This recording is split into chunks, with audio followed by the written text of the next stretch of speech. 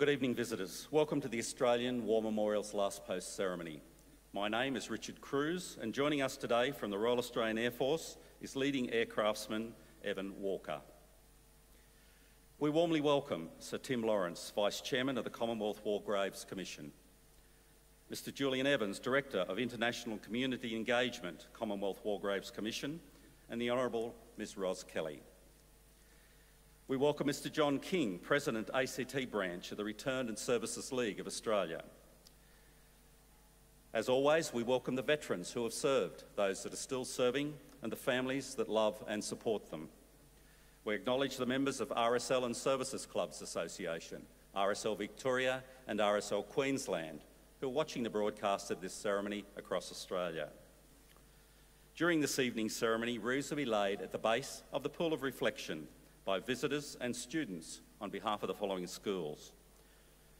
From Victoria, Eramis School, Hawthorn, Montpellier Primary School, Highton, and Flinders Christian Community College, Carrum Downs.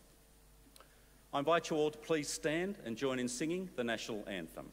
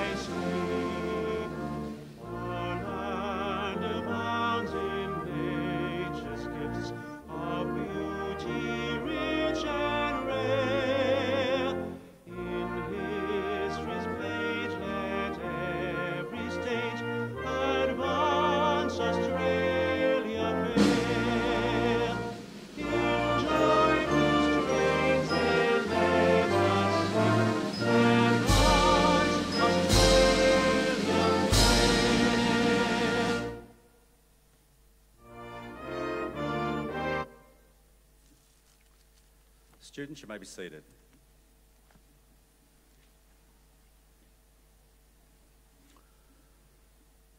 The Australian War Memorial was the vision of Charles Bean, Australia's First World War official historian.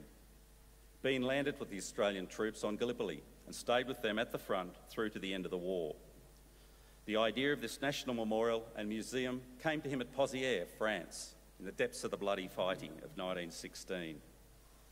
Bean's idea was that this would be a place where families and friends could mourn their loved ones buried in faraway places.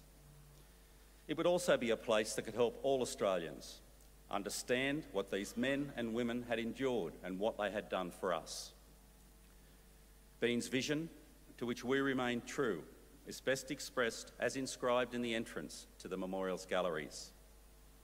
Here is their spirit, in the heart of the land they loved, and here we guard the record which they themselves made. Tonight we'll read the story behind just one of those on the Roll of Honour, which lists the names of more than 102,000 men and women who have given their lives for us in war and operations for more than a century. But first we present a lament, Flowers of the Forest. Wreaths and floral tributes will now be laid at the base of the Pool of Reflection.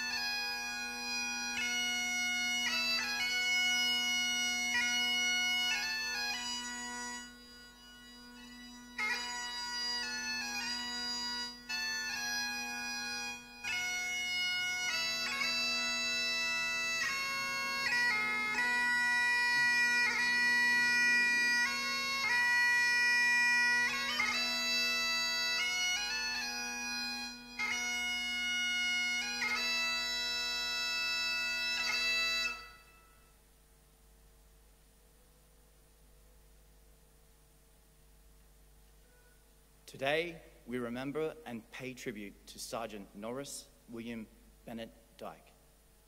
Norris Dike was born on the 17th of January 1911, one of 4 children born to Edward and Ada Dike of Melbourne. Known as Norrie to his family and friends, Dike worked as a bank clerk and in 1934 married Ivy Gladys. The couple had 1 son together, also called Norris. Before the war, Dike gained valuable military experience serving for 10 years in a local Melbourne militia force. By 1940, he was living with his young family in Elstonwick in Melbourne South. Dike enlisted into the 2nd Australian Imperial Force on the 31st of May 1940. A day later, he was posted to the 2nd Pioneers Battalion and promoted to the rank of corporal on the account of his militia service.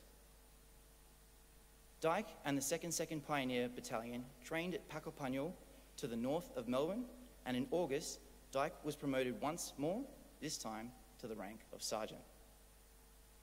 In April 1941, Dike and his unit sailed from Sydney, bound for the Middle East, and arrived at Port Tewfik on the Suez Canal in May. The unit set up camp at Hill 95 to the northeast of Gaza in Palestine, where they trained, adjusted to the arid desert conditions, and while on leave, took in the sights of Tel Aviv and Jerusalem. In June 1941, Dike and the 2nd Pioneer Battalion joined Exporter Force, a joint force consisting of Australian and British units who would fight against the Vichy French forces in Syria and modern-day Lebanon. The 4 companies of the 2nd Pioneer Battalion were split to allow them to support different units in the campaign. Pioneer battalions supported infantry units by providing additional defence, as well as by conducting essential repair work on roads and bridges. Dike transferred via train from Deir Sunaid to Hadra, where his company, in conjunction with the Australian 25th Infantry Brigade, was to launch an attack to the north, secure Vichy French strongpoints, and cut off the Damascus-Beirut Road, and occupy an important aerodrome and railway junction at Rayak. A key part of this mission involved occupying the formidable fort at Merjaoun, which had stood as an important military outpost in the region since the time of the Crusades. The fort fell into Vichy French hands on the 15th of June 1941, and the 4 companies of the 2nd Pioneer Battalion were immediately called back together to take part in its recapture. 2 companies of the 2nd Pioneer Battalion were ordered to attack the Merjaoun fort. It was a formidable task. Their target was a well-defended fort with 6-metre high walls, described in one record as impregnable. The walls were so thick that the Australian 25-pounder guns did little damage to the structure. The men had to conduct a frontal attack in the face of a well-concealed Vichy French riflemen and machine gun positions, which were supported by tanks. The approach to the fort was laden with mines and enemy barbed wire, and the Vichy French knew the territory far better than the Australian forces. On top of this, the 2nd Pioneer Battalion had as yet received no advanced training as an infantry unit and was not fully equipped to carry out infantry attacks. They had only 1 light automatic machine gun and 1 submachine gun per platoon and no mortars. At 5:30 a.m. on the 17th of June 1941, the 24 guns of the 2nd 5th Australian Field Regiment began their artillery barrage in support of the attack. Dike and the men of the 2nd Pioneer Battalion launched their assault soon after. Despite heavy Vichy French machine gun and mortar fire, they pushed forward, but the forward movement stopped when they encountered barbed wire fences about 70 metres from their objective. Stuck out in the open, the Australian troops began to suffer heavy casualties. Dike, along with 2 other soldiers, Warrant Officer Tom Hulse and Sergeant Pat Sherman, attempted to crawl forward through the barbed wire to continue the attack. In the heavy and ultimately unsuccessful fighting, Sergeant Dike was killed in action. He was 30 years old and survived by his wife and young son. He is buried in the Damascus Commonwealth War Cemetery in Syria, along with over 1,000 Commonwealth soldiers of the Second World War. His grieving family left the following inscription on his grave. Deep in my heart, a secret memory kept. His wife and young son, Norris. His name is listed on the Roll of Honour on my left, among almost 40,000 Australians who died while serving in the Second World War. This is but one of the many stories of service and sacrifice told here at the Australian War Memorial. We now remember Sergeant Norris, William Bennett Dike, who gave his life for us, for our freedoms, and in the hope of a better world.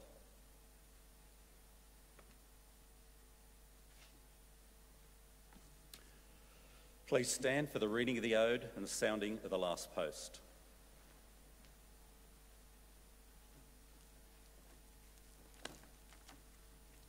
They shall not grow old, as we that are left grow old. Age shall not weary them, nor the years condemn. And at the going down of the sun and in the morning, we will remember them. We will remember them.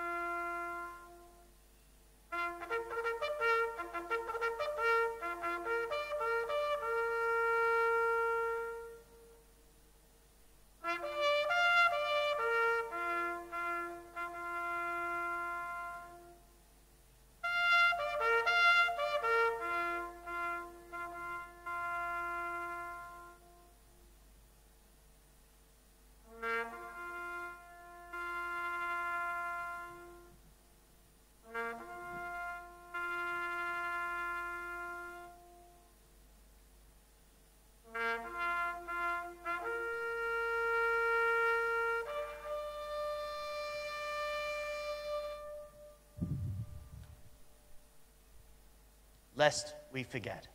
Lest we forget.